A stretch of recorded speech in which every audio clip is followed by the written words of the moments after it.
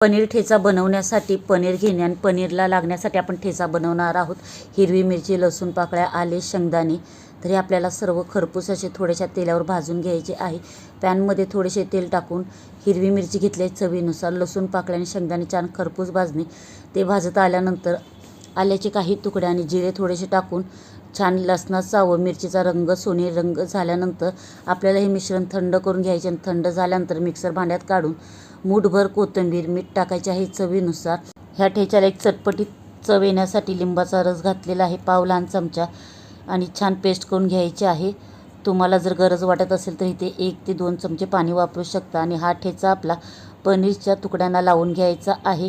तर पनीरचे तुकडे तुम्ही लांबट, चौकोनी कोणत्याही आकारात घेऊ शकता आणि अशा प्रकारे सर्व ठेचा पनीरला लावून झाल्यानंतर त्याच पॅनमध्ये थोडेसे तेल टाकून ठेचा लावलेले पनीरचे पीसेस टाकून छान आपल्याला मंद आचेवर सोनेरी रंगावर क्रिस्पी होईपर्यंत भाजून घ्यायचे आहेत। आपला पनीर ठेचा तयार आहे। रेसिपी आवडली तर नक्की लाईक आणि जास्तीत जास्त शेअर करा आणि तुम्हाला कशी वाटली प्लीज कमेंट करून सांगा। तुम्हाला जर ऑइल फ्री हा पनीर ठेचा पाहिजे असेल तर प्लीज कमेंट करून सांगा, नक्की तुमच्यावर रेसिपी शेअर करीन। थँक्यू।